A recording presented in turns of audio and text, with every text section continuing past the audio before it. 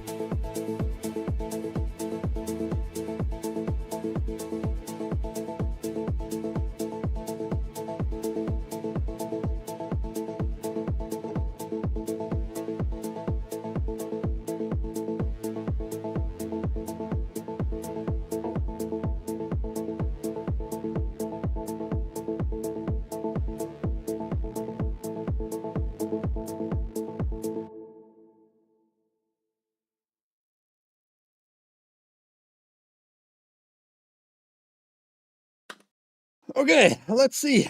Audio's here. Connection stable. Nice. Welcome. My name is Ike. This is Switzerland.playit with TAGN, the Angry Game News. Every day, 10 a.m. Eastern on this channel, on Rumble, of course, on YouTube, Kick, and Twitch too. I don't know why I keep saying on the other platforms, because not a lot of people there. Whatever. Ahoy, ouch my junk. Ahoy, Unfolding Joker. Pump it up 30 days to Ike. Yeah, it's getting closer. My travel to the US again. Let's see how that goes. Maybe they pick me up at the airport, though. Here in Switzerland. Or I can leave. Because people don't know it. Many of you don't know it. I was a naughty, naughty guy. I didn't put the mask on in public transportation. And that didn't go well with the justice system here. 10 days prison or 1,300, 400 US dollars fine to pay. So, and I said no to both, so fuck them. Today we have kind of a lot of news, but very, very different topics. And usually I do a lot only actually focusing on video games. We have some video game news, but today it's a lot of video game adjacent topics. Not in particular only video games. We have, of course, Ghost of Yotei. We have to talk about that. Because the journalists, they got all their reviews out now. And Metacritic is super happy with Ghost of Yotei. We have to wait till the 3rd of October. So when people are going to be pissed. Not buying it, but still going to put out some reviews. Yeah, let's see how that goes. We have Amazon news. Interesting Amazon news for you if you ever were an Amazon Prime member. You might be eligible to get some refund by Amazon. Isn't that nice? We have some Nintendo news, we have Witcher news, and we have some Kickstarter stuff. So let's start by movie news, though. More like just checking out the picture here. And how excited are you about Spaceballs 2? Even Spaceballs 2's cast reveal is a Star Wars spoof. Returning for Spaceballs 2 are Rick Moranis as Dark Helmet, Bill Pullman as Lone Star, Daphne Zuniga as Vespa, George Weiner as presumably Colonel Sanders, and Mel Brooks as Yogurt and Scroob. The 2027 Spaceballs sequel will be Moranis' first live-action movie project in 30 years. And I went to check that statement, actually, and yes, he has not done any movies, like live-action movies with his face. He has done some voice acting, but besides that, nothing. And yes, you see here the picture, what they took it at the cast. Sitting in a circle. Mel Brooks is here on the notebook, connected via live video feed. Don't know why that's important, but they wanted to make a spoof, I guess. I'm not looking forward to this one. How is gonna be the story like? Hard to say. Everybody got super old, you know. Mel Brooks is crawling up to 100 years old, which is super crazy. But yeah, it might be a funny movie. Hard to say. This looked stage as fuck. Yeah, I mean, that was probably their intention. Even like this, the original Star Wars crew picture, like, oh, you're also happy and friendly with each other for this massive, massive successful IP, which is in the shitter right now, actually. Nobody really likes Star Wars these days anymore. They destroyed that franchise like crazy. But Disney does what Disney does. Little side note. Gerard Butler returns in a post-apocalyptic sequel we never expected to see. So he did in 2021-ish, or 2020, the movie Greenland, where a global cataclysm happens, and they needed to move fast to a safe spot on this planet, which is Greenland. Kind of an okay movie, but Gerard Butler is always playing Gerard Butler. So he has the same fucking character in every movie. It's not like he's a bad actor or anything like that, but it's always the same character, pretty much. Director Rick Roman was post-apocalyptic film Greenland 2. Migration is set to release next year from the official trailer. It looks like the Garrity family's problems are just beginning. Greenland ended on a somewhat hopeful note. The atmosphere left behind after the impact would eventually clear. Perhaps things could return to normal. However, Greenland 2 Migration, set 5 years later, reveals that there is no going back to the way things were, and that a new normal is arriving. One with continued disastrous weather, as the trailer revealed, literal balls of fire raining down from the sky. The trailer is pretty long, 2.5 minutes almost. Go check it out. Links down below for every article, as usual. As it turns out, that living in a subterranean bunker doesn't do wonders for mental health. John, Allison, and Nathan are all feeling the pressure, and up top, the world isn't looking much better. Even though the Garrettys and the rest of the bunker are sick of just surviving, they want to live again.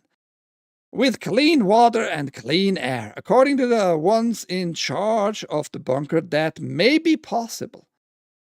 And where is the location of this wondrous place? In southern France! No, we don't want to go all to France.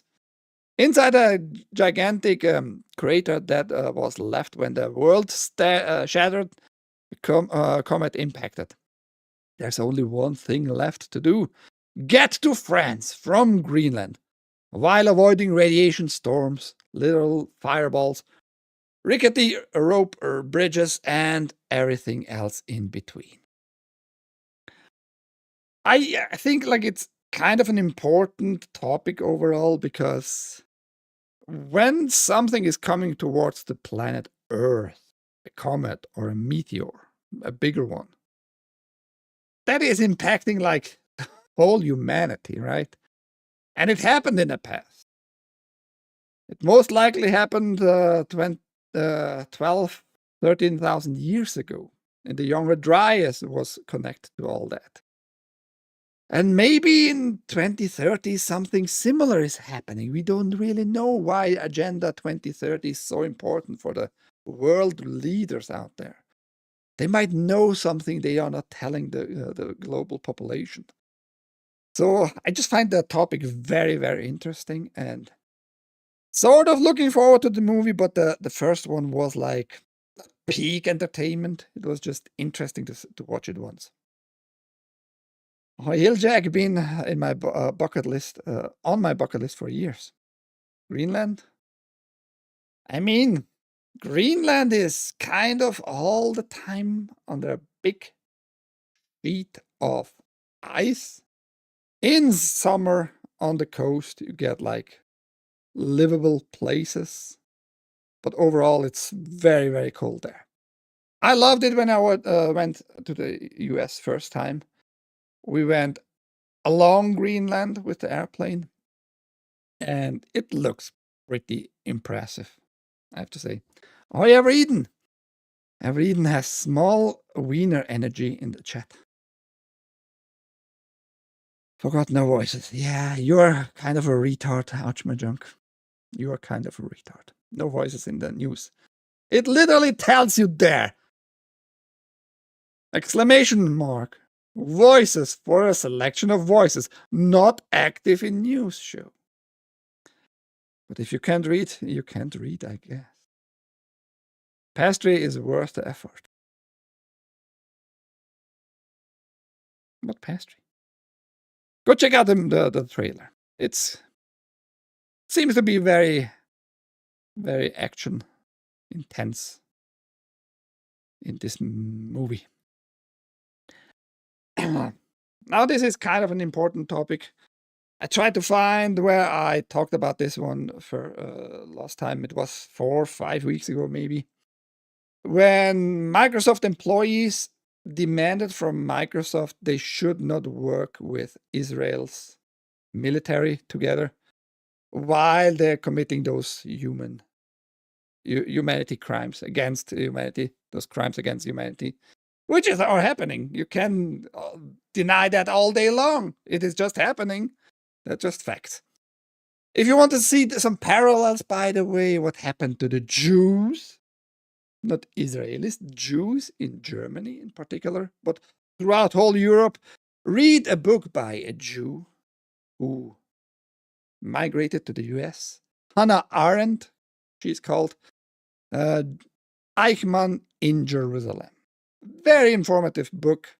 She shows like the process of Eichmann, who was kind of like the human trafficking department leader in the Nazi party. He had the oversight over East Europe, where the Jews had to go and how to be transported and all that stuff. And we see a lot of parallels if you pay attention, that is. Anyhow, that goes too far here for now. But it is what it is. Microsoft will no longer allow Israel to use its tech for mass surveillance in Palestine.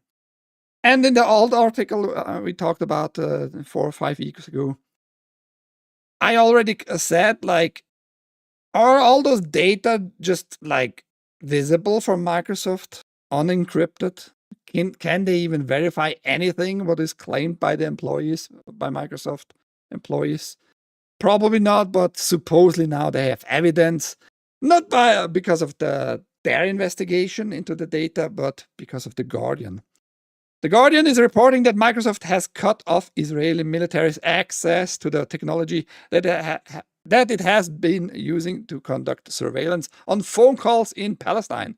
According to the report, the Xbox company told Israeli officials that the military spy agency, Unit 8200, violated its terms of service by storing the vast trove of surveillance data in its Azure cloud platform. I have kind of heartburn. Couldn't sleep the whole night. Still have like burning in my throat here. Heartburning is nasty. Don't know why though. This follows up previous Guardian reporting from August on how Azure was being used to store Palestine communication, as Israel has been surveilling civilian phone calls in Gaza and the West Bank.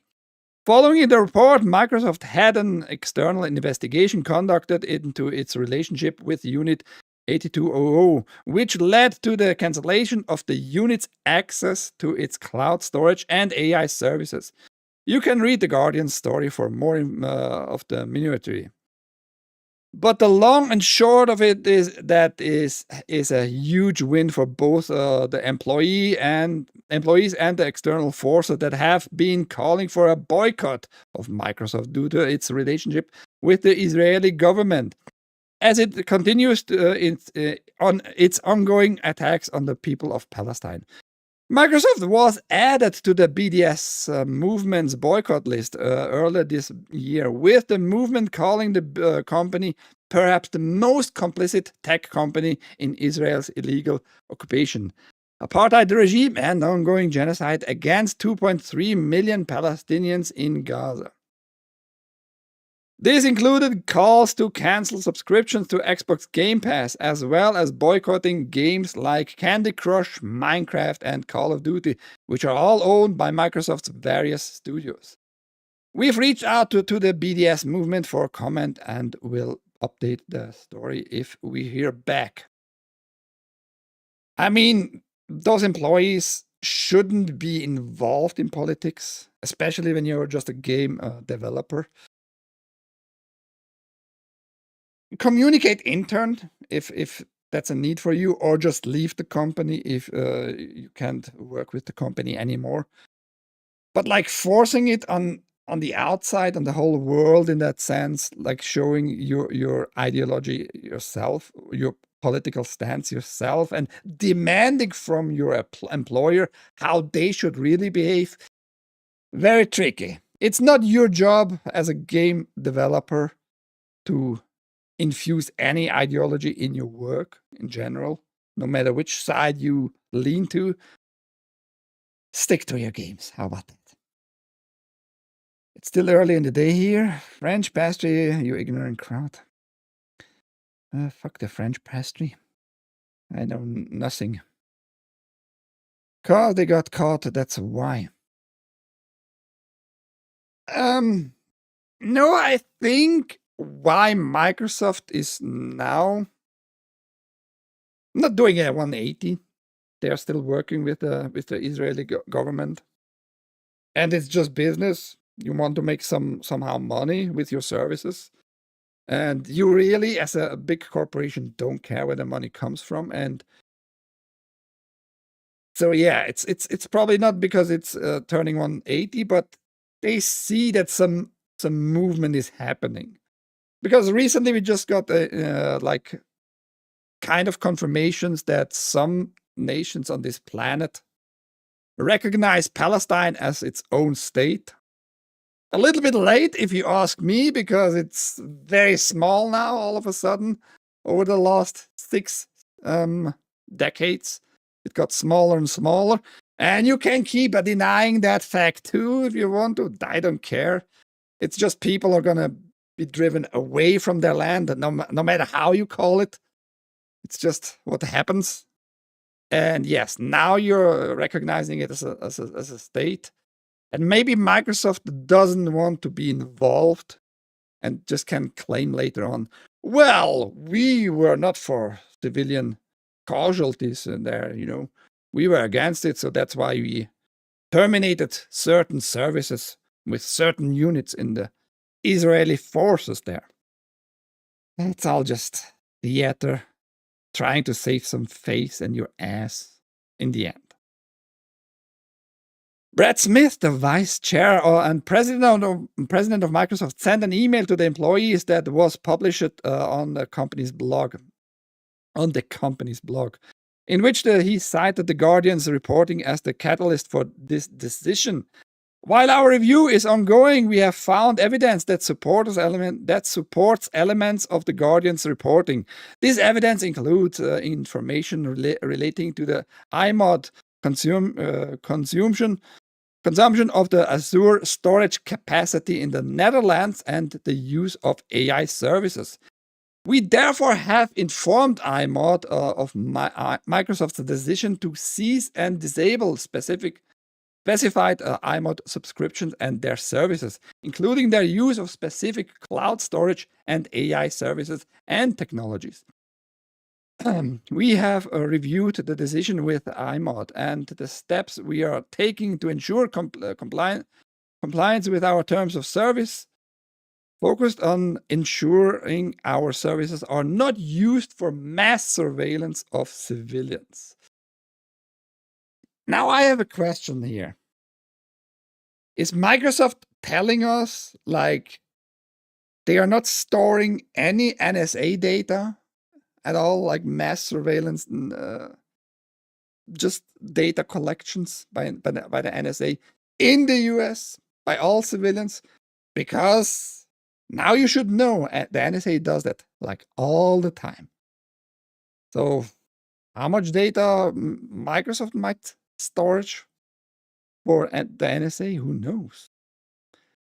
But according to Microsoft, they are not allowing stuff like that, which I find not believable, to be honest.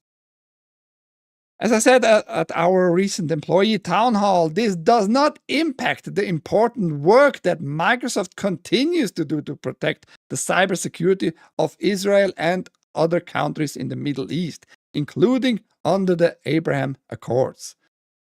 I want to note our appreciation for the reporting of The Guardian. Its reports were based in part on sources outside Microsoft that had information we could not access in light of our customer privacy commitments. This helped inform our review.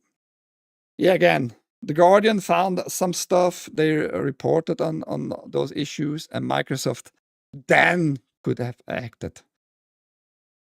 Which is strange. That means maybe The Guardian had like hacked data to show how real are those data is another question, right?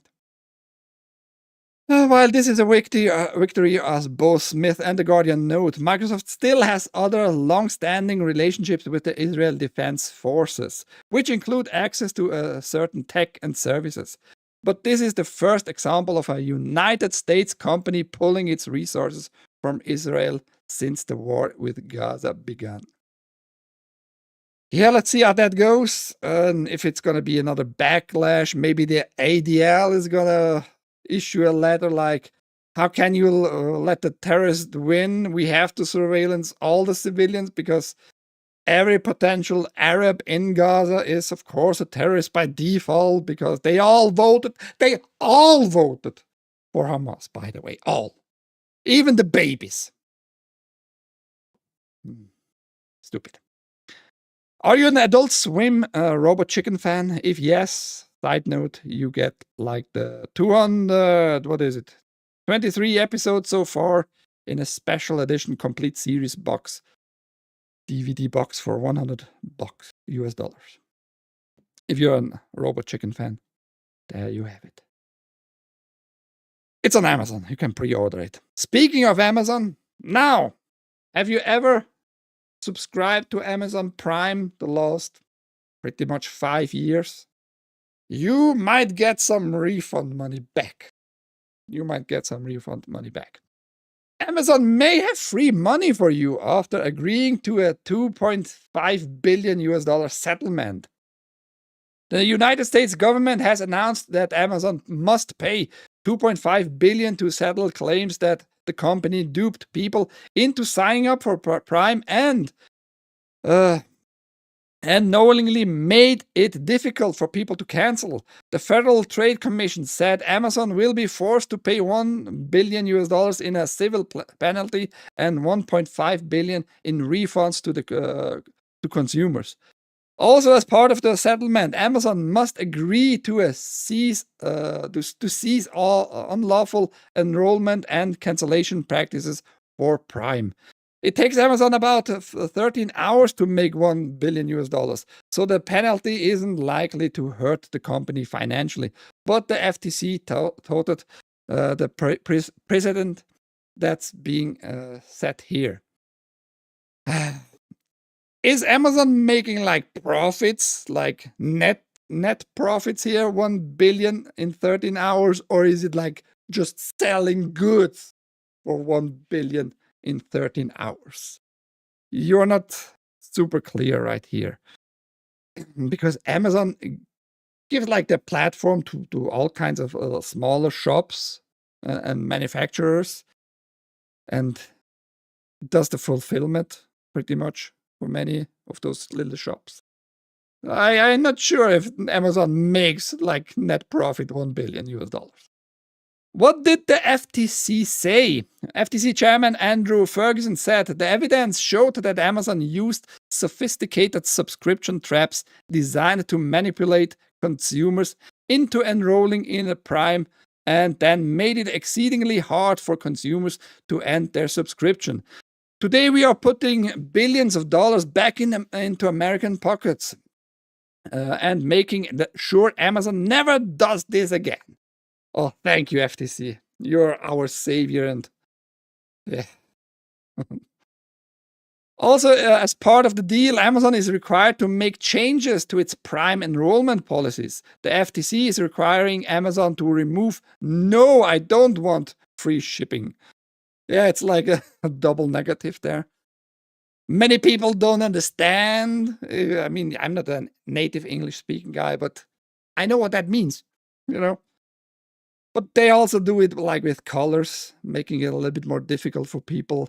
Like that button is different colored than the just yes, I want cancel. Yes, I want to cancel. Looks like it's just a text beside it that has no relation really to the no, I don't want free shipping and stuff like that. But if you just are able to fucking read, and I know people who don't read at all online, and then they are wondering, what the fuck am I doing? Or what is the PC doing? Some guy a lot of people know here in the chat. Just saying. But yeah, you just need to read. That's the main point here. No, I don't want to. I don't want free shipping button, and instead of a clear and conspicuous button for people to avoid signing up for Prime if they don't want to. Amazon must also offer disclosures about the Prime enrollment process, including the cost, billing frequency, details about an auto renewal, and how to cancel. On that point, the FTC is mandating that Amazon make it just as easy to cancel Prime as it is to sign up for it. The process cannot be difficult, costly, or time-consuming and must be available using the same method that consumers use to sign up, the FTC said. Zorak, ahoy! He just comes in and not sure what that square means. I see just a square. Sorry. Don't know why my browser shows it as a square. I see it's the salute. Thank you. Very generous. $20 for a salute. I take that. Much appreciated, buddy. As part of the settlement, Amazon did not admit any wrongdoing. Like, yeah, they're gonna just pay it and not fighting against it, but they are for now not admitting a wrongdoing. So you're admitting it by paying the penalty money, Amazon. Just say you can put it in writing, but in writing it's more like connected to liabilities, right? If you admit wrongdoings, just pay the penalty, right, and refund. A spokesperson, however, told Reuters, "We work incredibly hard to make it clear and simple for customers to both sign up or cancel their Prime membership, and to offer substantial value for our many millions of loyal Prime members around the world." Now, how you get the money, that's probably the most important part for many people who might have had in the past Prime. The FTC said around 35 million Prime members will be eligible to receive money from the 1.5 billion fund. If you signed up for Prime between June 23, 2019 and June 23rd, 2025, through select offers and used no more than 3 Prime benefits in a 12-month period, you will get up to $51 as part of the settlement, per court documents. There is no further action required by affected claimants, as the money will be automatically refunded. So yeah, you have like the past a little bit more than 5 years here. If you signed up for Prime and cancelled in between and all that, you might get your money back, or at least some. Who knows? Hi, John on YouTube. Just passing by. Have a great stream, Mike. He says he's just passing by.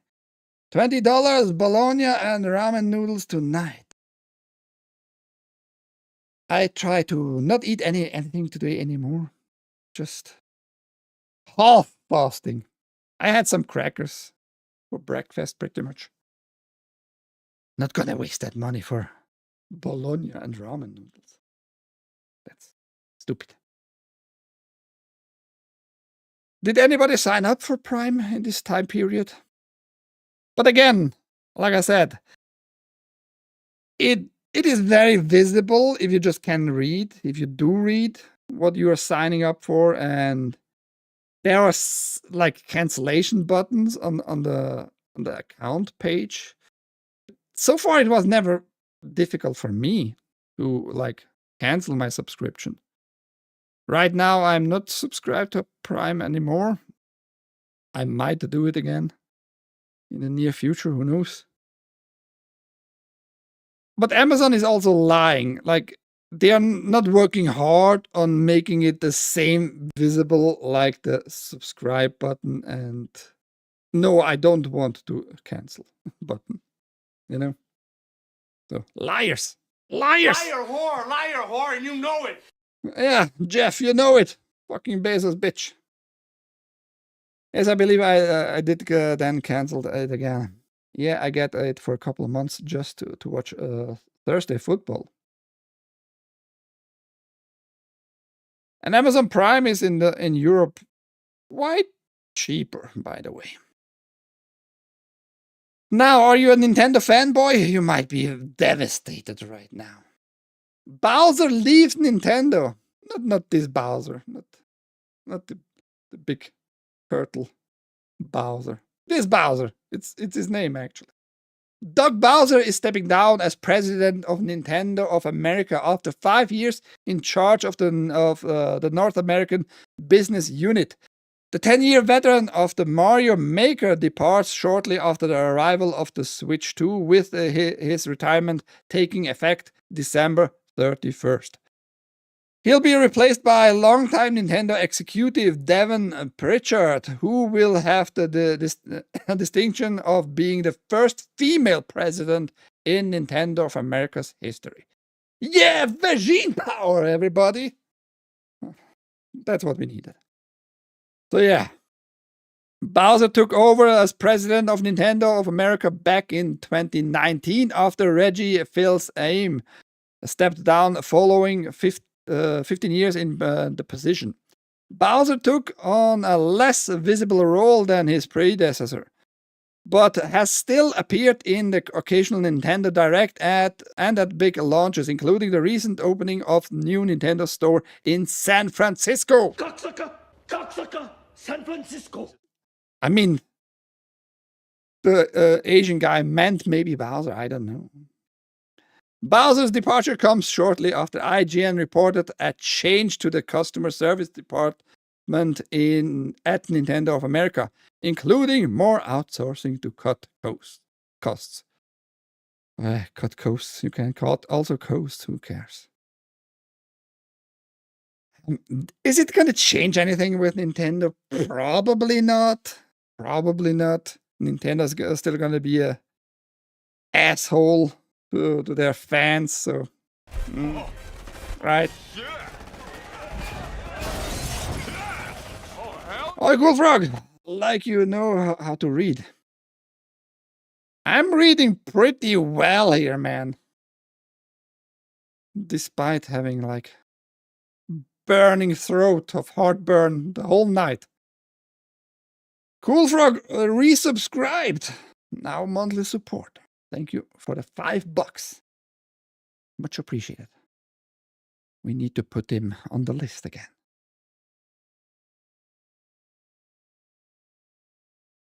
Is anybody thinking Nintendo is going to change? I don't think so.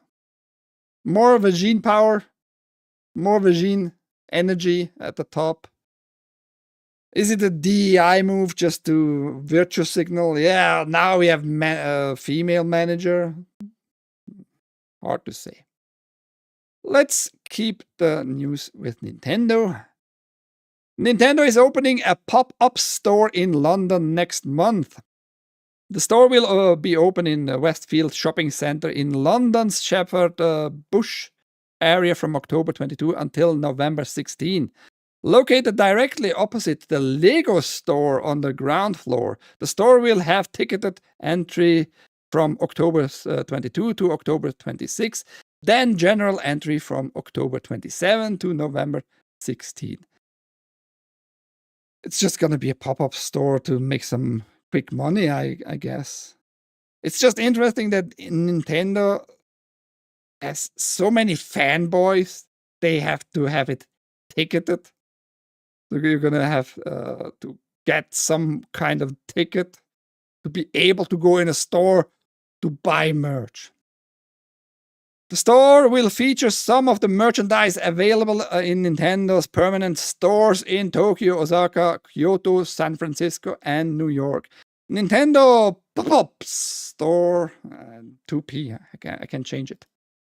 In London will showcase an extensive range of official Nintendo merchandise, from collectible keyrings, pins, and charms to cozy apparel, stylish bags, and home essentials, including other exclusive items sold at the permanent stores in Japan, Nintendo said. Yeah, if you live in London, I guess it's gonna be worth maybe just go check it out, see how it looks, but Nintendo fanboys are gonna go crazy for this. So much is sure. So much is sure. That they even need ticket. And you can't get a ticket so far. They're gonna show you how you're gonna be able to sign up for tickets on their X accounts. I like Nintendo stuff like Mario scarves, teaspoon of baking soda in a glass of water, and quit whining like a little girl. Basically everything I wanted when I was little, or ginger in your tea. Yeah. Later, maybe. I'm not whining, I'm just informing. That's why my voice is a little bit more scratchy. We have some development here with itch.io, and some developers, those developers are whining around. Developers report lengthy payment delays on itch.io. Quick reminder, itch.io and Steam were hit hard by the payment processors. It's not about the Aussie cunts, the collective shout, I think was their name, who demanded, female depictions like with violence and all that, not allowed in games. Turn off the profits, blah, blah, blah. It was all about the payment processing included in the law in the UK, the OSA, the Online Safety Act. And again, keep an eye on the COSA, the US, pretty much the equivalent law, the Kids Online Safety Act. You need to put fucking phone on your head and call your representatives in DC and tell them, this act is dog shit. I don't want to verify for everything in the future in the internet. Please don't vote for it, if that helps. I'm not sure if voting helps in general. Developers are reporting delays in receiving payouts from itch.io, with some claiming they have waited for over 100 days without payment. As first reported by Rascal and picked up by Game Developer, developers across social media are sharing their experiences about the delays, with one thread on Reddit receiving hundreds of upvotes, as devs try to bring attention to the issue, claiming there has been no response to support tickets raised with the platform. From the start, I've written to itch.io support multiple times over the past few months, not a single reply to any ticket. Feels familiar with Rumble. Usually they don't reply, to me at least, so often anymore. And the guy who said that is named C-Nuts Brox on Reddit. Link down below again to read the whole thing. Meanwhile, my project has been heavily damaged by this. We need funds to continue development, but instead we have been left waiting without any explanation, wondering if we'll ever see our money. I even had a freelancer already working on a contract with us. Since itch.io claims payouts happen within 10 to 14 days, I thought we could rely on them. But when the money never came, we had to cancel the job, which made us look incompetent and wasted the freelancer's time. Her work was really important to us, and now our timeline is broken because of itch.io's negligence. No developer should ever be left waiting 4 months without payment, pay, ignored by support, forced to beg for their own money while their projects fall apart. If you're considering selling your game, project, or any product on itch.io, think twice and seriously look for alternatives. At this point, itch.io is a scam. Itch.io is probably not by itself a scam, but probably they might get or become bankrupt, because that's for sure not just a single story. This is now obviously happening a lot. Otherwise, you can see it in the thread on Reddit if you want to read the whole thing there. A little bit lame though. itch.io might be in big troubles. Maybe they paid already everything outstanding there. People waiting, like prior developers. And probably payment processors have no contracts anymore with itch.io, and they just can't pay for the time being at all. And they are just keeping their mouths shut, try to figure out how we get the new payment processor, a new bank that will allow themselves to work with itch.io. It's gonna be a shit show. But for now, it looks like developers are waiting for their money. On the other side, I might also remind everybody, itch.io has a lot of fucking freaks. It is a freedom of speech issue too, for sure. Those freaks have the right for freedom of speech. I don't deny their rights for freedom of speech and freedom of creativity and giving themselves some kind of voice through their games and their products. But they are freaks. Many there are super freaks. And this dude seems to be one of those freaks and tries to make it sound like a big deal. On the other hand, if you read the Reddit stuff, it's $6,000, which itch.io owes this dude. So I'm not sure if that's like a big deal, really. Maybe you went against their terms of service. Oh, Ecumenist, get freaky, it's Friday. No, you can stay normal. Just be a normal human being. Don't be a Ecumenist faggot, everybody. But yes, it's weekend. Very, very close by.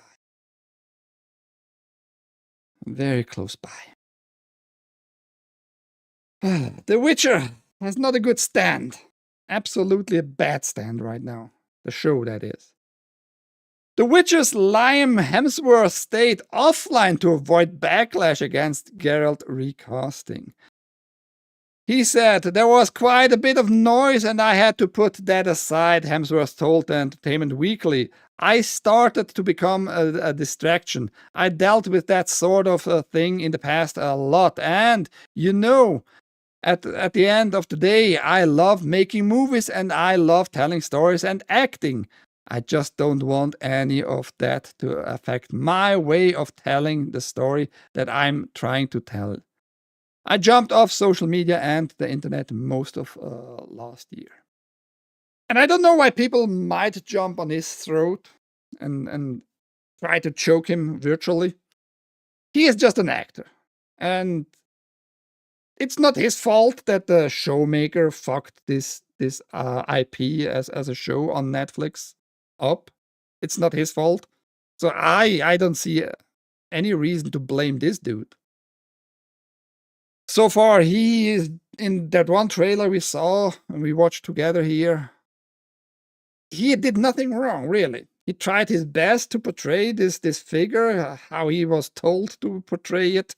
He's just an actor, so I don't know why you blame him if you do online on social media. So it was probably a good idea from him not being on social media and like reacting to certain stuff, because some fans can get nasty and like blame everybody in the show. You shouldn't do that. You shouldn't do that, because it's not his fault how the showmaker fucked this up. The discount Hemsworth. Yeah, I mean, he's actually an okay actor. He's pretty fine. He's like not as cute for females, I suppose, than his big bro there. But yeah. But now the show is gonna be fucked even more, really.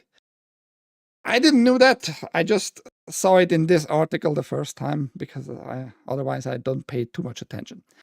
This season, Geralt will be assembling a team around him to help him find Ciri and bring her home.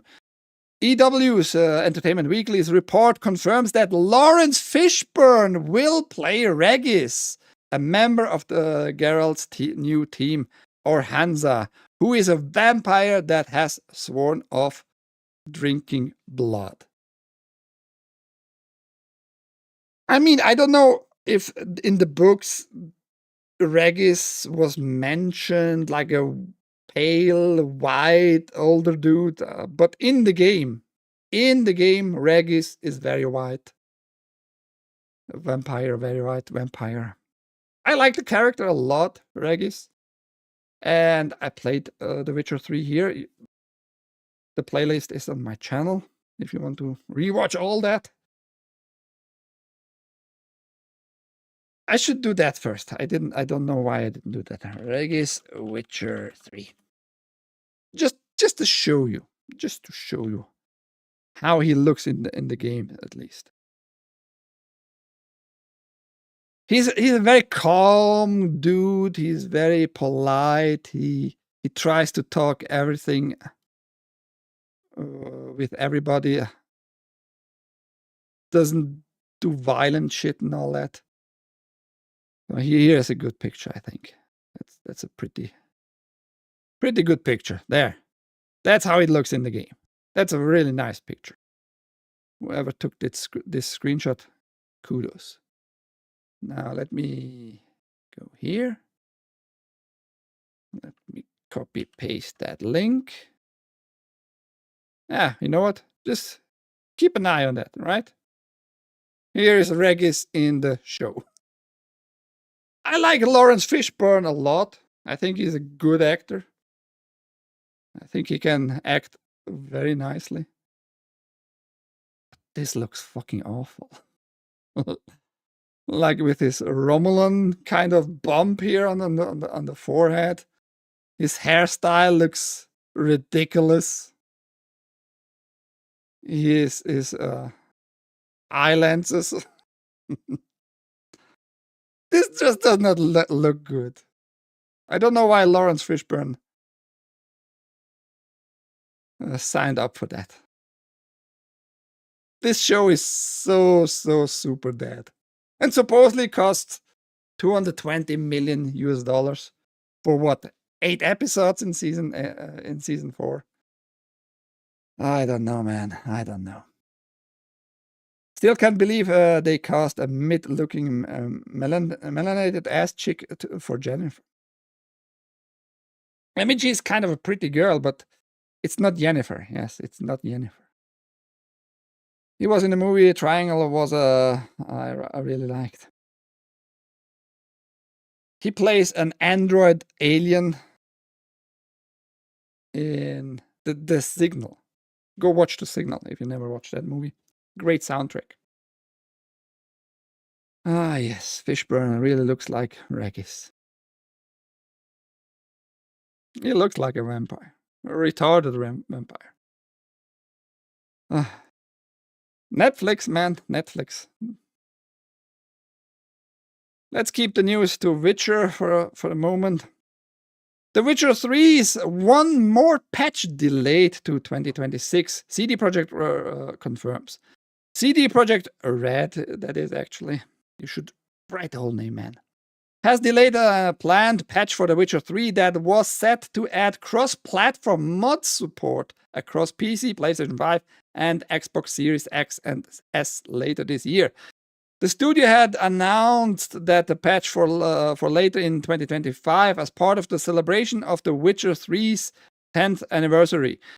For the first time, creating, sharing, and enjoying mods for The Witcher 3 Wild Hunt will be easier and more accessible than ever, CD Projekt Red said at that time.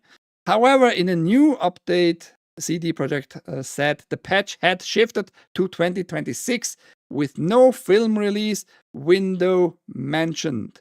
We apologize for the delay and will share more details as we get closer to the release, CD Projekt said. Thank you for your patience. I like the game, but I'm not super waiting for any more, actually. The mods, whatever.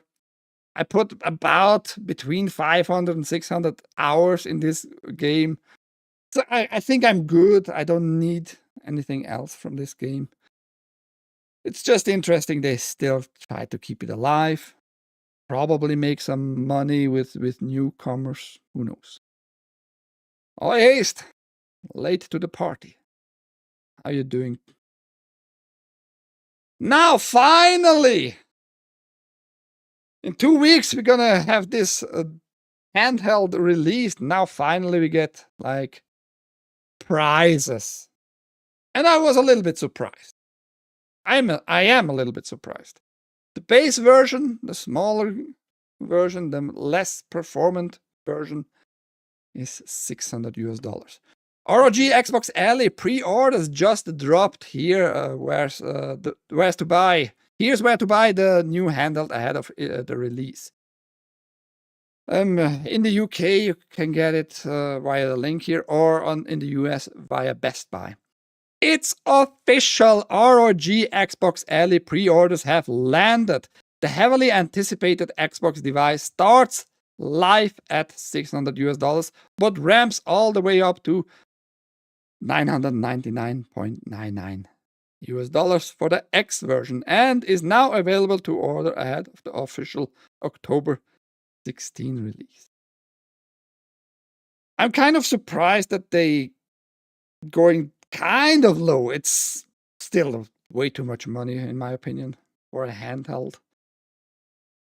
But it's a big punch in the face to Lenovo and their Legion, their new Legion 2, which the base version, what was it, $700? I don't remember exactly.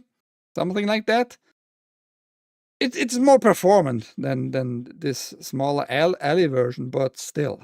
And the big version is very, very much more performant than the X version here from Asus, which is only $1,000. The other one was $1,450-ish, something like that, which is insane for a handheld.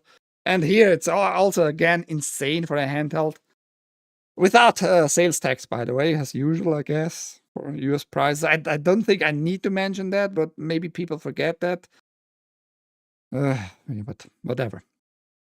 Big money investment here, but less than Lenovo stuff. And usually Lenovo, on the same level of performance, they are actually overall cheaper than any competitor. So I was kind of surprised with those prices here. Right. But yeah, you can pre-order if you really want it. I don't know if that assumption I'm stating in the very moment here now, that maybe Microsoft subsidized a little bit here. I don't know. Maybe though, because it seems like too cheap to be competitive just by itself with Lenovo. Knowing that Lenovo usually can produce more and therefore cheaper, because Lenovo is a Chinese corporation. So maybe Microsoft actually subsidized here and put some money into Ace's production and such. But that's just an assumption. I have zero like indicator or evidence for that assumption. Good, dog threw up and other stuff happening. Dog threw up. Bad dog. Or bad day for the dog. Also, you have a dog. Now you need to tell me what kind of dog it is to make some new AI pictures. Lenovo tends to be better quality for the dollar. Yeah, Lenovo is usually very, very good quality. But quality-wise, if you compare it with Asus is also not like sloppy. Asus can and does usually produce quality products. I'm 100% Linux and console here, no Windows. You moved completely away from Windows, huh? Side news, you can now rewind Twitch live streams, but there's a catch. It doesn't work for everybody so far. If you've ever wanted to rewind a Twitch stream, that long-awaited feature is finally at the hand. Twitch CEO Dan Clancy has announced that pause and rewind options were added to the service this week, with some notable exemptions. Which is, like I said, not everybody. They didn't roll out globally. Going to be phased for the viewers and the content creators. And DJ are exempt from that because of legal reasons, copyright reasons. So you can't rewind the song, I guess, whatever. Makes no sense in my opinion, but I guess we take Twitch's word on that. It's like the most famous streaming platform in the so-called West. Now they got rewind. After what? 15 years in existence, finally they got rewind. That is a good thing though, overall. Even if it's a little bit late, it's a good thing because now you can rewind what Hassan Faggot Piker said, for example, and screen grab that and record it. And don't need to wait till the stream is over, you know, and then record it. Yeah. Has benefits for other creators, maybe. Let's see how that goes. You've flown on the airplane with me 13 times. I have a French bulldog. French bulldog? Ugly dogs. Must be a really dark room without windows. Humanist. What an idiot. Time-wise, I'm doing good. I didn't claim and disclaim, rather, that it's going to be a little bit longer today.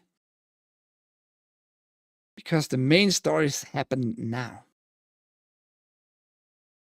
Puff Pals Island Skies, a cozy game that earned $2.5 million on Kickstarter, has been slammed with refund requests after its website and online store disappeared. And it's interesting because the game actually has alpha status, so somebody played it so far. And it has a decent looking trailer, so they worked on this game. Somebody at least worked on some kind of game, for sure. You see in the trailer, you can build your house, you can put some furniture in your house, you can make friendships with animals and all that, with vegetables too. It's a cozy, like, not survival, but more like sim game. If you're a fan of farming simulators and cozy games, then Puff Pals Island Skies has probably come up on your radar at some point over the last few years. This sweet Animal Crossing-esque farming simulator being developed by plushie company Fluff Nest was originally announced on April 6, 2022, with a Kickstarter project launched the following day. In less than 24 hours, the project was fully funded and met its first 2 stretch goals, adding fishing and a group of sentient fruits and vegetables. Not long after, Island Skies began to smash through its remaining stretch goals and exceeded its $75,000 goal by $2.4 million, almost 2.5, and pulled in thousands upon thousands of bakers. However, cut to 3 years later, and the project hasn't come to fruition. In fact, the entire brand of Fluff Nest is slowly disappearing from the internet. The store in which Fluff Nest originally sold their plushies has been taken down, and attempting to access the game's official website takes you to a domain for sale. Basically, it's not looking good for Puff Pals Island Skies. As a result, thousands of bakers have started taking to Kickstarter to request refunds for their pledges, with the highest pledge for this campaign being $5,000, offering the opportunity to design an NPC which would then be put in the game, and which had 5 generous bakers. As you can probably imagine, the vast majority of refund requests exceed $100. I don't know if anybody of you ever pledged, baked any campaign on Kickstarter. You have to be a little bit cautious always.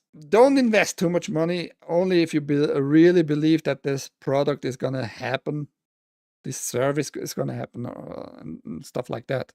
You put money in it. Otherwise, you might get scammed. That happens all the fucking time on Kick, by the way. All the time.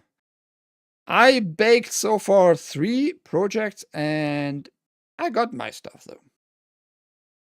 I baked the UrhG console, the Android console, in which every game has to be playable. Every game has to be playable, not just selling it. Every game had... that was like a neat, actually, requirement for the publisher and developers. And it was a neat little cube, But the performance was like...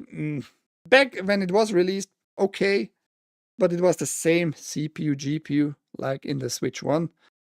So it didn't get like a mass production. Neat controller, but no rumble feature on the controller. And it didn't move on because many developers were like, I can't sell my stuff here. It just doesn't pick up at all. And that was the one hardware I baked. The other one was a game. I think for $20 I baked the game. Got like 4 keys to activate on Steam. Played the game actually through. I mean, it's pretty much a $5 game. Yes, it felt like that. But they finished the game. That's the point here. And the last one is more known out there. Kung Fury. Actually, I baked Kung Fury too. I got my Blu-ray when it was finished and done. Months and months later. So I'm going to wait for Kung Fury 2 now. But yes, you have to be cautious of what you are pledging to. What are you investing your money into? It might be a scam. And I'm not sure if this is going to be a scam. Maybe they are just keeping quiet because they put an update last in May. Access to the game alone was locked behind a $20 pledge, but YouTuber Mujin explained in a deep dive video investigating what exactly happened to the Puff Pals Island Skies that dividing the amount of money earned by the number of bakers averaged out to around $59 per person, almost 3 times the cost of the game in early access. In May 21, 2025, the Puff Pals Island Skies Kickstarter received its final update, stating that for the past few years we were under NDA with a third-party studio and couldn't discuss many of the things happening behind closed doors. Before sharing details about management changes and how the company planned to move forward with the project. Regardless of all these challenges, Fluffnest reassured bakers that the post that despite everything, we are continuing to push toward Alpha 2. We remain committed to delivering the game we promised. While we can't provide a date, or our focus is on development, quality, and our own well-being. Not sure what that exactly means, you know? What do you mean your own well-being? Something happened behind closed doors? Did you got like an investor? A Russian mafia investor? Never like saw a statement like that from developers, really. We'll share another update as soon as we have a firm release date for Alpha 2. So I have kind of ideas what might have happened.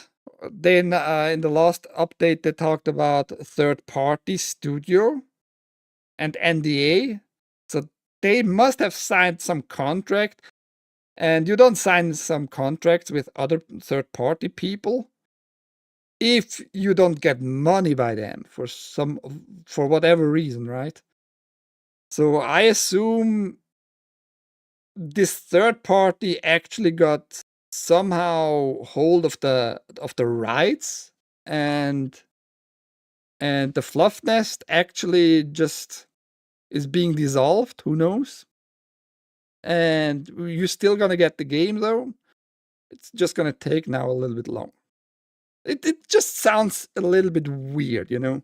It doesn't sound like directly as a scam, more like they were idiots and signed something they shouldn't have signed up for. That's just how it sounds in my ears, you know? I'll be honest, I'm not convinced that the date is coming, especially now that the entire company seems to have started removing itself from the internet. Yes, again, if they signed up just giving up the rights to this IP, who knows? There has been no official statement from Lily or David, the two creators of the Fluff Nest and Puff Pals Island Skies, regarding both the storefront and the game's development. We have reached out for the comment on that matter, but are yet to hear back. Hopefully, there's still a chance we'll get to play Island Skies in some capacity in the future. But I'm not feeling too optimistic right now. I mean, Kickstarter is here also a little bit liable, of course, because that's the whole like platform back and forth play. You can start a campaign, people can back it up, and when it's gonna be a scam, Kickstarter should somehow try to get the money back to the people who backed it, right? And this project had a few bakers with who paid $5,000. So those people are not happy at all, I assume, for now. There's an evil fuck. Yeah, everything is third party these days, even whole countries. Is communist owned by the Jews? Huh? That what you're trying to tell us? Yeah, I'm not sure what is happening with this company.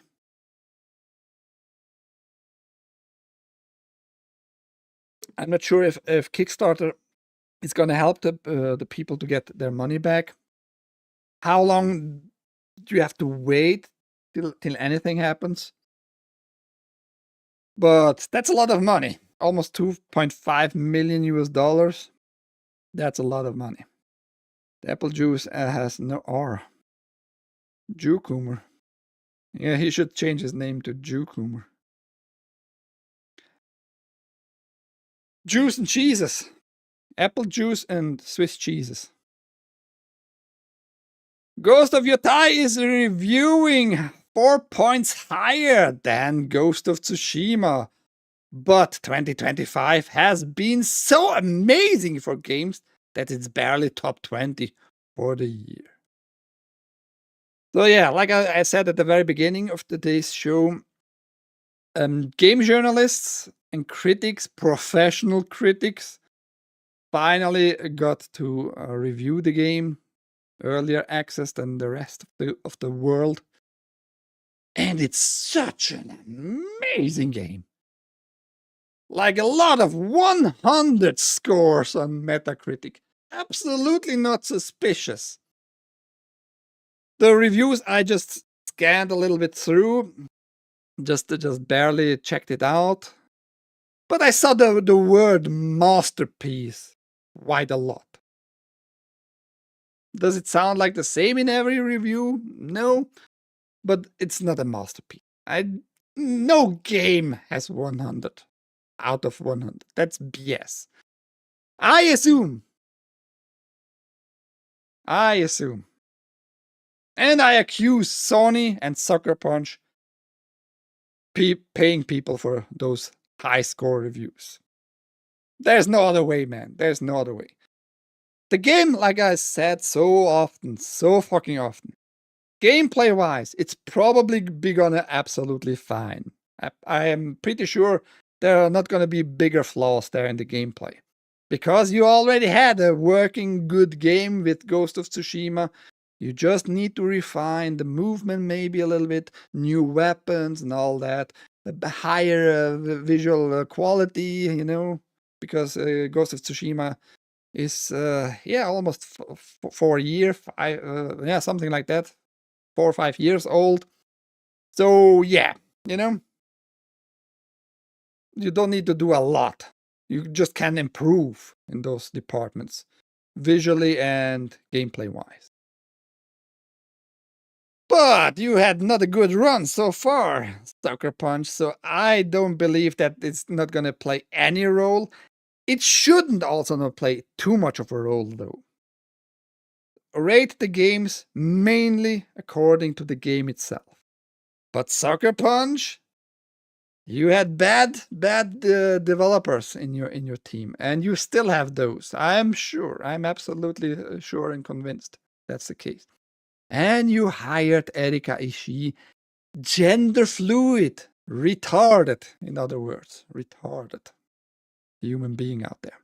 That's why I try to make like the face absolutely disgusting looking, because if you're gender fluid, even your physiques are going to be fluid, right? It's going to change whenever you want, right?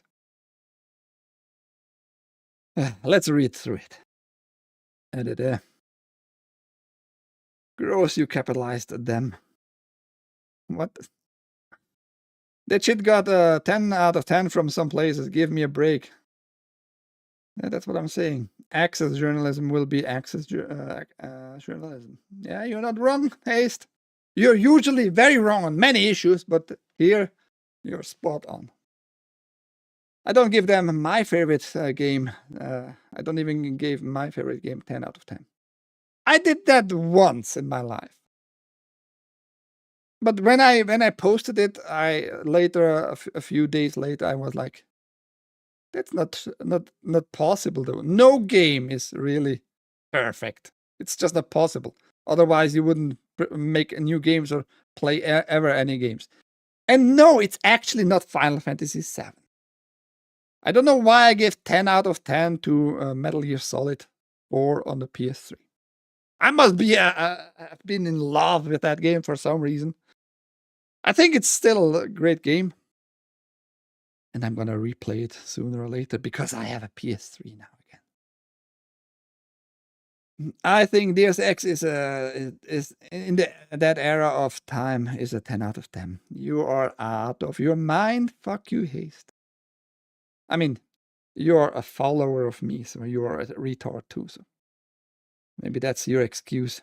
Reject gender fluid. Embrace sex fluid. I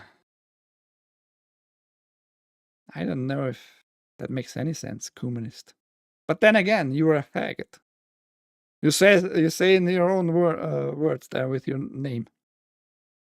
Early but plentiful reviews for Ghost of Yotei have developer Sucker Punch's latest open world samurai game, tracking a full 4 points above Ghost of Tsushima. But even that score is barely enough to earn it a seat at the top 20 table in the white hot year 2025.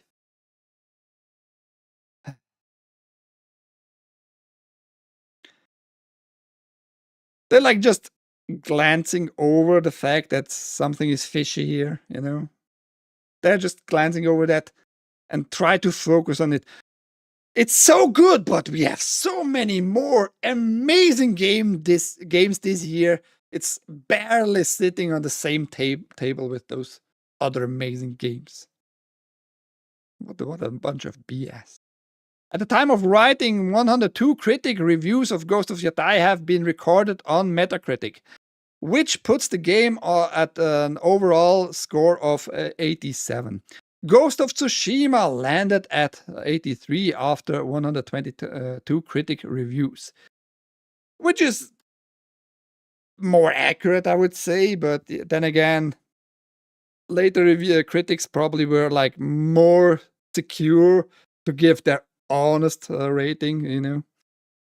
That's gonna happen with Ghost of Yotei too, by the way. Sooner or later in the next, I would say 10 days, we're gonna see that score dropping a little bit, you know. And we're gonna see in the user score when the game finally is available for the customers there. They're gonna rate like how they feel about the game and the politics, because you made a mess there. It's a similar story on OpenCritic, where Ghost of Yotei has an average score of 89 after 66 critic reviews. Yeah, they are probably also not paid to do that. Oh, wait, it's the same people who have access right now. What a surprise. While Ghost of Tsushima is sitting at 84 with 197 critic reviews. There's obviously much more room for changes in this data set, but the Metacritic average suggests the score won't shift dramatically. It won't shift in the critics' reviews dramatically. I absolutely can agree with that. Because those fuckers are like 90% of those assholes are all paid. And they probably will not get early access to the games if they are gonna write a bad review. They're gonna probably sign something up or have an agreement with Sucker Punch or Sony. Yeah, you don't give us a rating below, let's say 85. And you are not allowed to use nasty words to describe our masterpiece. You can use masterpiece if you want to. Fucking morons. I feel like these reviewers are more movie critics because Yotei doesn't do much different than Tsushima. Only thing different is maybe the story. So I'm convinced these guys are movie reviewers or some shit. No. Even like Games Radar has done the reviews. Hey, Arizona boy, Jersey Lee. Ahoy. Someone's gonna owe me a reach around. With what? Thank you for the $5 for this month. Let's see how long he's gonna stay, subscriber. How are you doing? Much appreciated. I mean, for sure, there are mainly movie reviewers amongst those reviews here, but not only. IGN, all those bigger gaming platforms had already reviewed it too. Right on, bro. If they were honest, they would tell the truth. This is a copy-paste of Tsushima with like 3 new weapons. I haven't watched like a lengthy gameplay so far. I'm gonna wait for normal people who want to waste their money on this game. and see what they think about it. And yeah, probably they should also not diverge too much from the first game, which is also, again, it's not like a sequel. I didn't see any indicator that it is connected to each other. In this game, and I don't know in history if female were ever really considered samurai, if that was a thing, if that was even allowed for female to be called samurai by shoguns and lords and all that. Not really sure about that. Warrior in general, yes, we have plenty of history of female warriors around the globe, for that matter, actually. But samurai themselves, probably not. At least I don't know anything about that. And she's not a samurai. She's on a vengeance tour. She's a mercenary. She takes money to kill people, to do some dirty work. Because she's a big boss lady there. So yeah, story-wise, I don't know anything else about this. In my opinion, we have to wait a little bit more to have a deep dive here. I'm waiting for the remastered version coming out in 2031. I'll mod Jin Sakai back in when it comes to PC. I don't know. Maybe she has some sex scenes with a dude in this game. So you're gonna make maybe Jin Sakai have gay sex? Hey, I don't know about the game. Maybe that's a thing. If you want gay stuff, you can watch my gameplay through Ghost of Tsushima and see Jin's naked butt. But that's the most you can get. Metacritic scores in particular can hold considerable value and sway in the plans and politics of AAA developers and publishers. There's no telling what internal benchmarks Sony or Sucker Punch had set for Ghost of Yotei, but scoring several points above the previous game on a comparable and, for AAA, downright lean budget ain't a bad place to start. Yeah, they supposedly invested only $60 million in this one. If that's true, they at least probably not going to lose a lot of money. So yeah, let's see how that will work out. That being said, 2025 has been such a relentless marathon of top shelf games. Silksong, Hades 2, Clair Obscur, Blue Prince, never heard of that. Donkey Kong, that the Ghost of Yotei is hovering around the top 20 mark for the year. On Metacritic, it's currently sitting at 22, ranked 2022. But that's with the re-release versions of The Legend of Zelda, Breath of the Wild, and Tears of Kingdom misleadingly holding the number 1 and 2 spots. What do you mean misleadingly? If they are by critics, by you guys, you bitch who writes that shit right here. Who was it writing, by the way? I forgot the name. Austin Wood. Shall we do the pronouns game? What do you think? What do you think? Oh, I'm pretty sure he was a they, them. Or at least a he, him. At least a he, him. Let's check his X profile. I'm pretty sure. I don't remember all of those freaks. No? Did he delete it? I'm pretty sure he had he, him. I'm pretty sure. Mr. Austin Wood. I'm pretty sure. Maybe he deleted it. Maybe he saw miraculously one of my rants about his platform and his articles. And I checked his profile and he was like, oh shit, I'm being called out. Pronouns, fuck you. So many people have a soy face these days.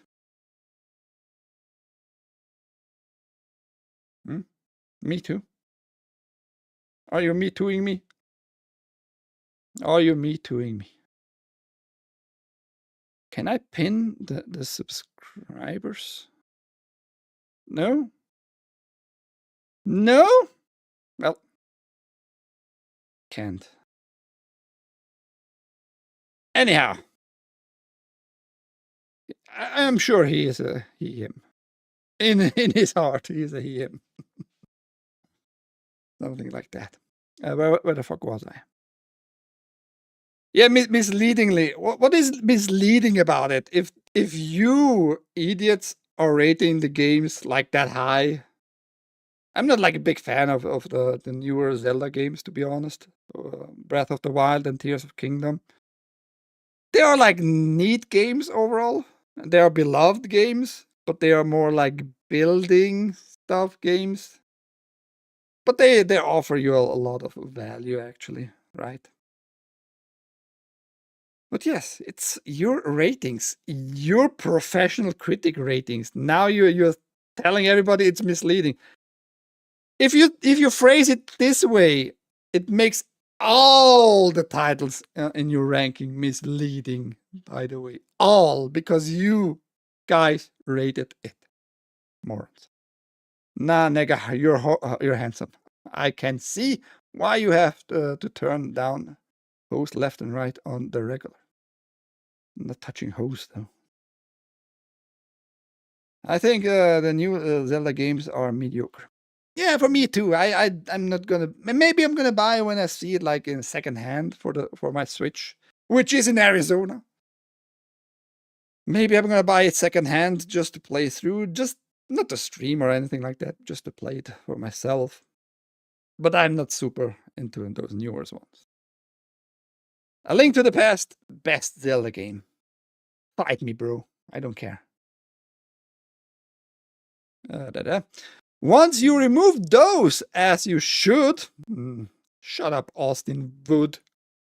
Go suck on some wood, Austin. Every game gets 2 free ranks. Why you stop there though? Just because they are older games? Huh? Just because they are older games? With Hades 2 currently wearing the crown for actual new games. Those people, man.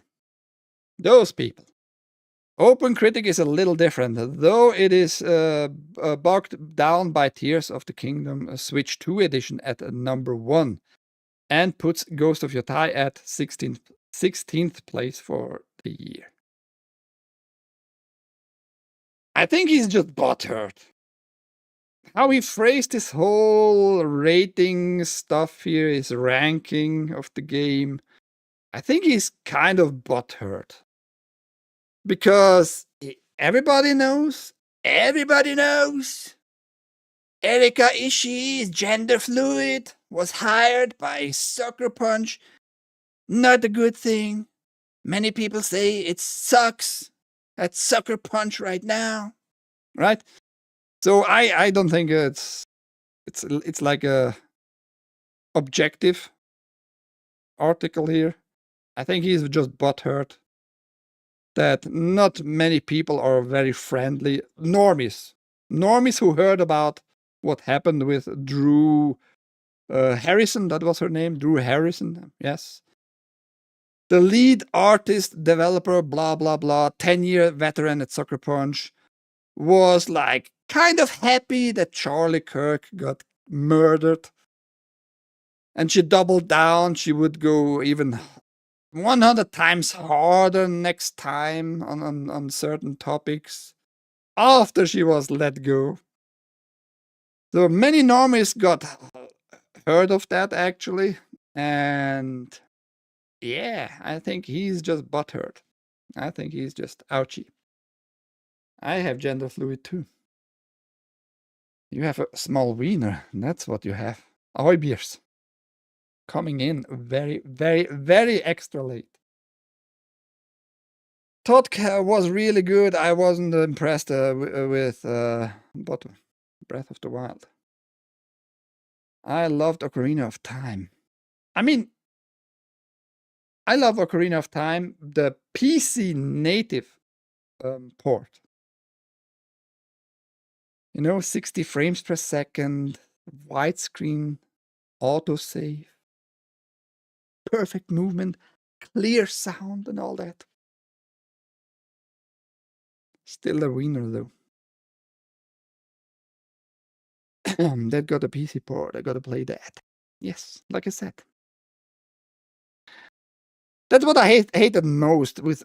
It's not only Zelda, though, not only Ocarina of Time and Majora's Mask. The performance was not really there by the N64. It was just not really like. It didn't manage to do a lot of 30, let alone 60 FPS games. A few titles got it, like F-Zero, the racer game, for example. But yeah, other than that, many games ran a little bit low frame rate, to be honest, and I hated that a lot. Still hate it. I can't, these days, can't play anymore with like enjoyment those older retro games when they are designed like that. Even on certain emulators, you can't speed it up to make it run internally 30 frames per second higher. So yeah. My biggest issue was the tiny resolution. Yeah, well, we all were at that time, like resolution-wise, it was kind of okay. Especially when you had the expansion, RAM expansion. Certain games, you saw like the difference in resolution. Yeah, hands-on face, good. Great coverage on games I haven't most likely won't play. Yeah, I try to do my best. And I think I was awarded today by Zorak with $20. And maybe awarded by Jersey Lee and Cool Frog with a subscription. I don't know if that's the case. I much appreciate those. Each $5 and the $20. I hope I'm gonna be a little bit pendant here, a little bit rubbing it in you, Zorak. Did you do it over the app or over browser? I'm gonna wait for the answer and tell you why I asked that. If you maybe not know it.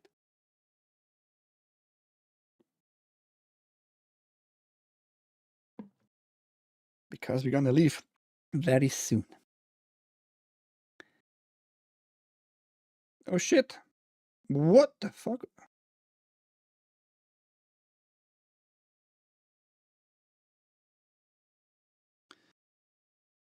I just saw it now, the email. Not sure. I have to change something later on for a gaming stream.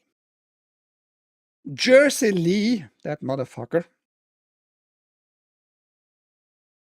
Why is it? I need a sharp face. Jersey Lee, that motherfucker. Gave me $110 over a different channel as a rant. 110 fucking dollars. 100. I don't know what's gotten into him, but that's just the facts right now. 110 fucking dollars. Yes, on OnlyFans.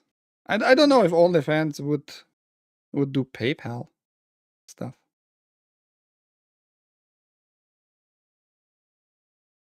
Extra 10 to cover the fees.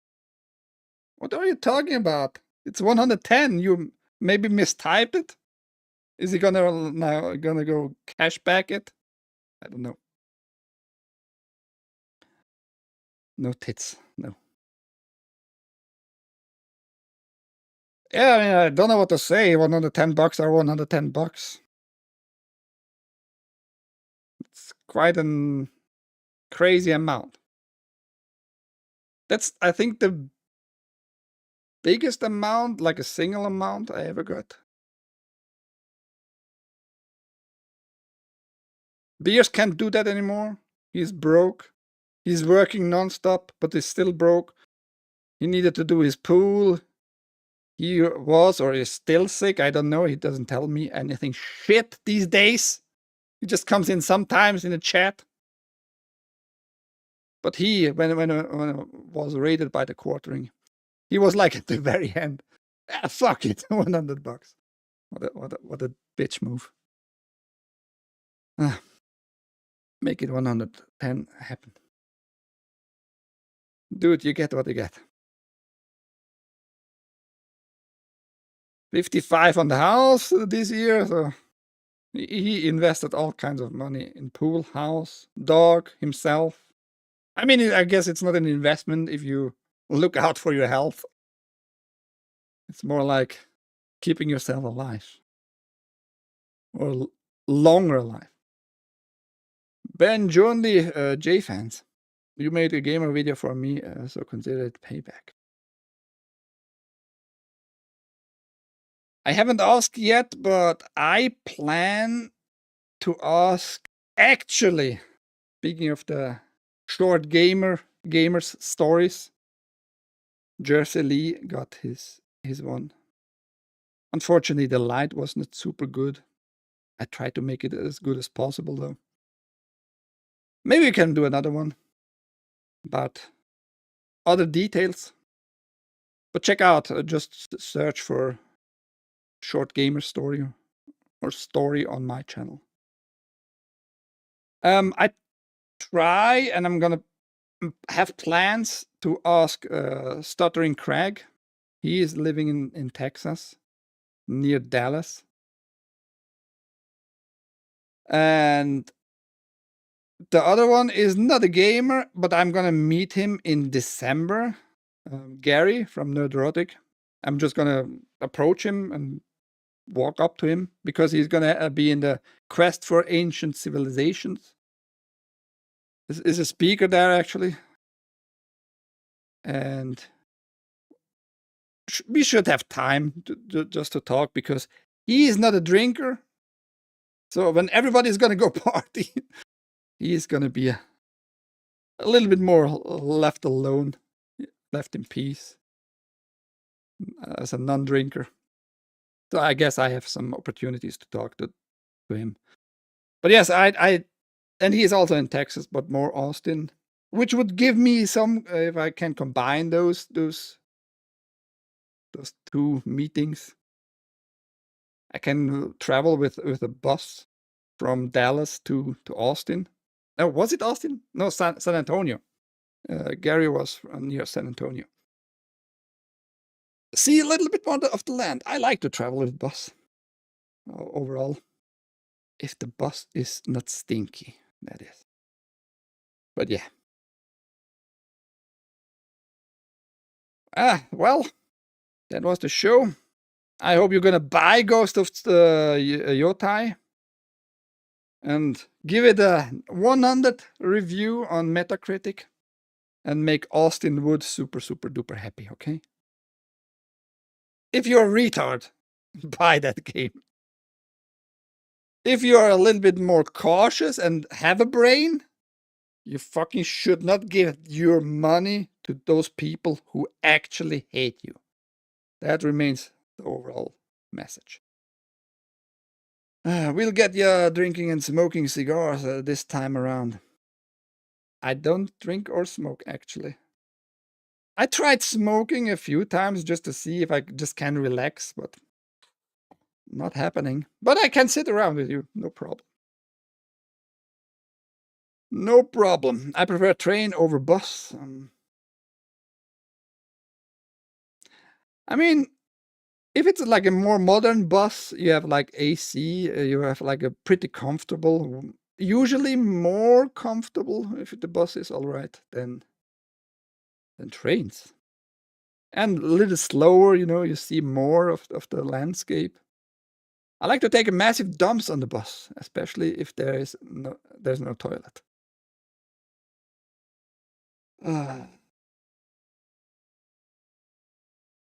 Yeah, sure. Whatever, beers. You're disgusting. I say to that a lot of nines. Bus can get stuck in traffic. Usually that doesn't happen a lot over highways. At least that didn't happen to me for a while. Last time I went to a longer journey from Arizona, Phoenix to Las Vegas. No issues, zero. The bus was pretty empty too, like not the seats free, so you could have put your stuff beside you, stretch your legs and all that. I like that a lot. Anyhow, thank you very fucking much, Jersey Lee, for the 115 actually. I'm just saying the subscription is $5. Even if you do it for only this month only and then cancel it, you gave me your $5. And thank you, Zorak, for the 20. Much appreciated too. Thank you, Cool Frog, for the subscription too. What can I say? It was kind of profitable for me today. The chat was alive. I enjoy always the chat alive. Back and forth with talking. Next news, Monday, 10 a.m. Eastern. My name is Ike. This was Switzerland Played with TAGN, the Angry Game News. Maybe I'm gonna start playing the next Tomb Raider, the next newer trilogy title, the second one. What was it? The Rise of Tomb Raider, I think. Right? Yeah, maybe. Yeah, the Shadow one was the third one. Hopefully I can do it and enjoy some company. Have a great rest of your day, or night, or morning, whatever it might be. Take care, everybody. Thank you. Bye bye.